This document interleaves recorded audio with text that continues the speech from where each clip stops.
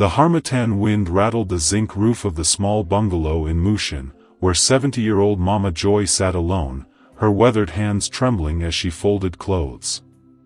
The house that had once echoed with laughter during her son David's childhood now felt hollow, filled only with the sound of her labored breathing and the occasional honking of Danfo buses on the busy street outside.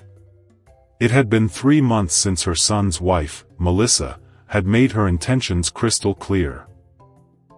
"Mama," Melissa had said that fateful day, her voice dripping with false sweetness as she sat across from Joy at the small dining table. Her designer handbag sat conspicuously beside her, a stark contrast to the humble surroundings. "You're getting old now. Your memory isn't what it used to be, and frankly, David and I have our own lives to live." Joy had looked up from her tea, her heart already sensing the cruelty that was about to unfold. "We can't be expected to take care of you anymore," Melissa continued, examining her perfectly manicured nails. "You understand, don't you? We're still young. We have plans, dreams. Taking care of an elderly person, it's just too much of a burden." The words had struck Joy like physical blows. She had raised David alone after her husband died in a factory accident when the boy was only 8. She had worked 3 jobs, cleaning offices at night, selling provisions at Alaba Market during the day, and taking in sewing work in the evenings. Every naira she earned had gone toward David's education, his clothes, his future. But I'm still healthy," Joy had whispered, her voice barely audible. "I can take care of myself. I just like having family nearby." Melissa had laughed, a sound as cold as harmattan wind. "Healthy? Mama, you can barely climb the stairs without getting tired. And this house?" She gestured dismissively at the modest home that Joy had inherited from her own mother. "It's so old and small. David and I need space for our future children." When David arrived home that evening, Joy had hoped her son would defend her, would remember the sacrifices she had made. Instead, he had avoided her eyes and mumbled agreement with his wife. "Mama, Melissa is right," he had said, his voice barely above a whisper. "We need our own space. You'll be fine on your own. You're strong. Strong." The word had echoed in Joy's mind as she watched her son pack his few remaining belongings from his childhood room. Strong enough to work herself to the bone for him, but apparently not strong enough to deserve his love in her old age. The dry season came early that year, and with it, a loneliness that seemed to seep into Joy's bones like dust. Her phone rarely rang, and when it did, it was usually someone trying to sell her something she couldn't afford. David called once a month, brief conversations filled with awkward pauses and hollow promises to visit soon. Joy's health began to deteriorate. The stress of abandonment, combined with the small house she could barely afford to maintain, took its toll. Her blood pressure rose, making it difficult to do the simple tasks that had once been second nature.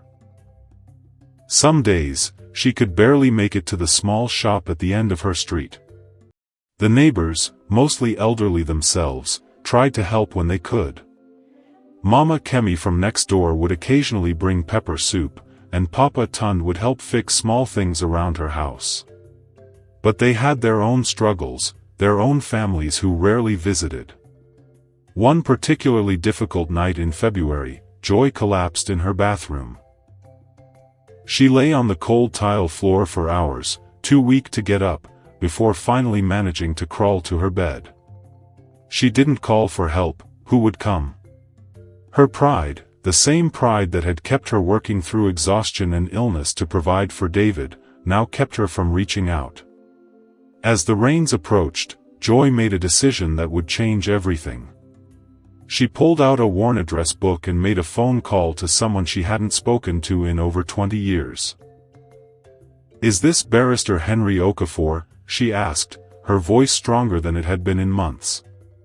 "Yes, this is Henry. May I ask who's calling? This is Joy Adebayo. You handled my mother's property matter many years ago. I need to discuss updating my will.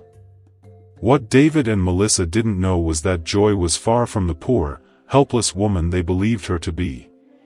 Years ago, her mother had left her a valuable piece of land in Victoria Island, back when the area was still developing.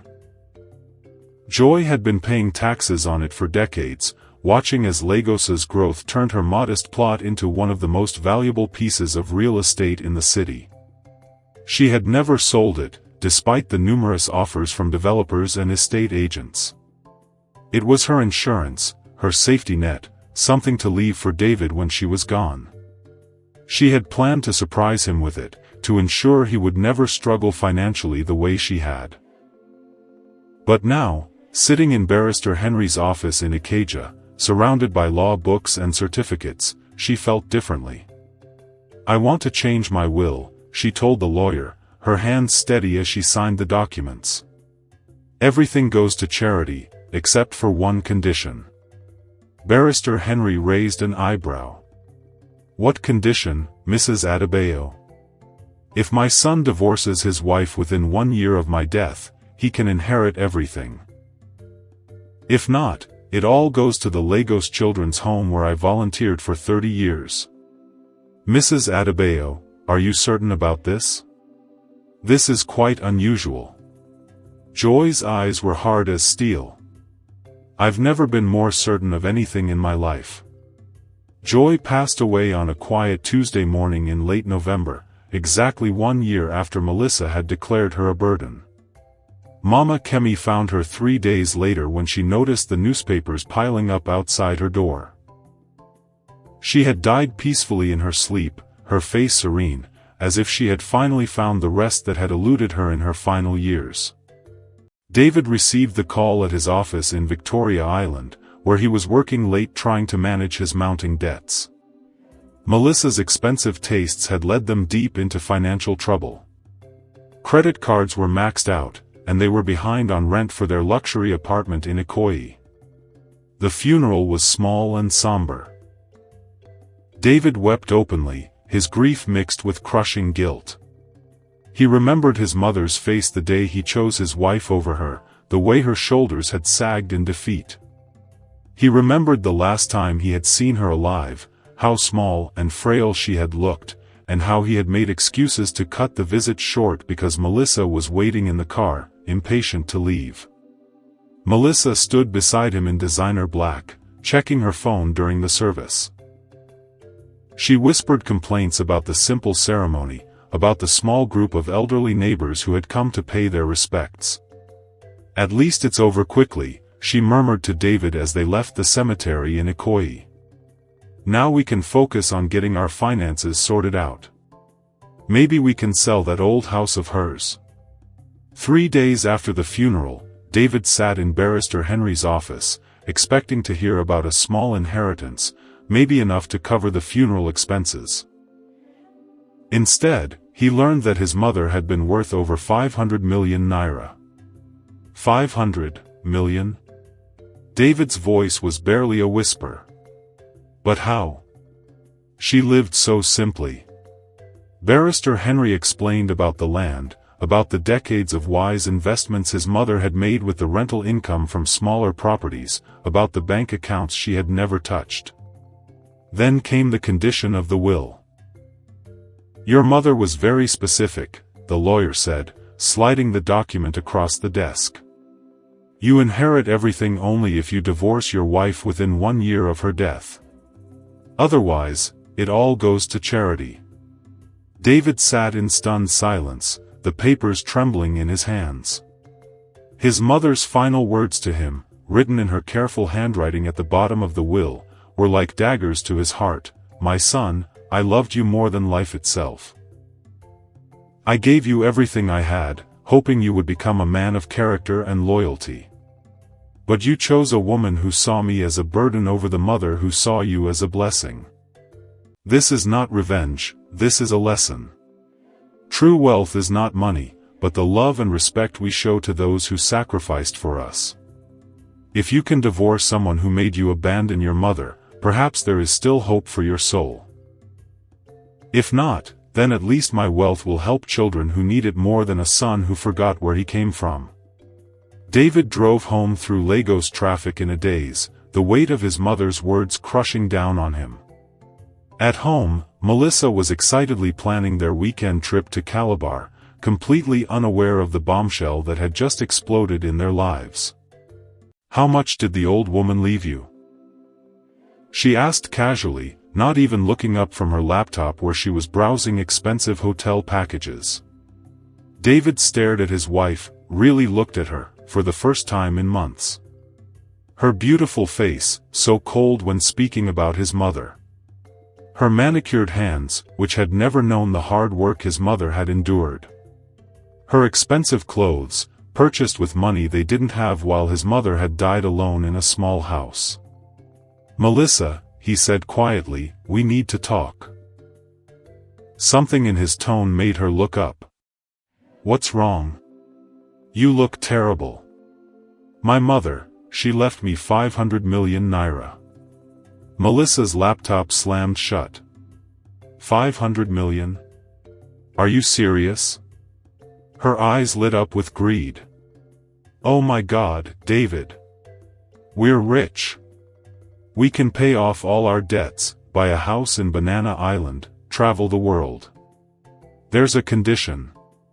"What kind of condition?" David's hands shook as he explained the terms of the will. He watched as the color drained from Melissa's face, replaced by a fury he had never seen before. "That manipulative old woman," she shrieked. "Even in death, she's trying to control our lives. Well, she can't do this. We'll contest the will. No court would uphold such a ridiculous condition." "The lawyer says it's perfectly legal," David said quietly. "Then what are you going to do?" Melissa demanded, her voice rising to a near scream. "You're not seriously considering divorcing me for money, are you?" David looked at his wife, this woman who had convinced him to abandon his mother, who had called the woman who raised him a burden, who was even now thinking only of the money and not of the pain his mother must have felt. "I don't know," he whispered. The next few weeks were torture for David. Melissa alternated between rage and manipulation, sometimes screaming at him for even considering the divorce, other times weeping and reminding him of their marriage vows. She threatened to take half of everything in a divorce settlement, then remembered that there would be nothing to take if he divorced her. Meanwhile, David found himself returning to his mother's house, which he now owned. Walking through the rooms where he had grown up, he saw things differently. The old furniture wasn't shabby, it was carefully maintained despite its age. The small space wasn't cramped, it was cozy and filled with memories. Every corner held evidence of his mother's love, photos of his school achievements, his old textbooks carefully preserved, his favorite childhood blanket still folded in his old room.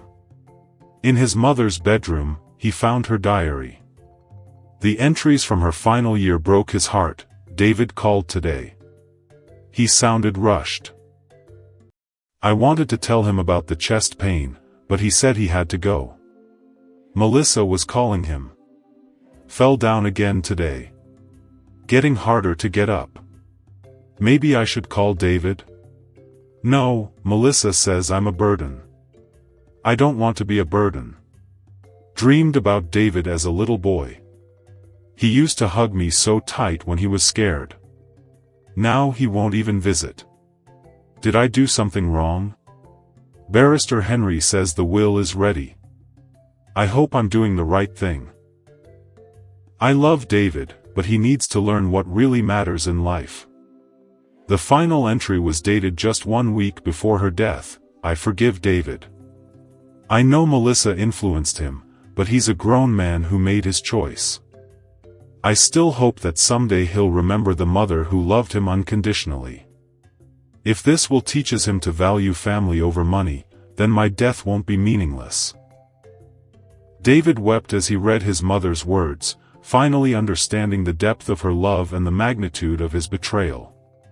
His mother hadn't died bitter, she had died hopeful, still believing in the son she had raised to be better than he had become. That night, he went home to find Melissa packing suitcases. "Where are you going?" he asked. "We're going to my mother's house in Abuja," she announced. "She's found a lawyer who thinks we can break the will. We're going to fight this ridiculous condition." David looked at his wife, this woman who had driven a wedge between him and his mother, who had called his mother a burden, who was now planning to desecrate his mother's final wishes for money. "No," he said quietly. "What do you mean, no?" "I mean I'm not going anywhere. And I'm not fighting the will." Melissa's face contorted with rage. "Then you're choosing money over me? Over our marriage?" David shook his head. "I'm not choosing money, Melissa. I'm choosing to honor my mother's memory.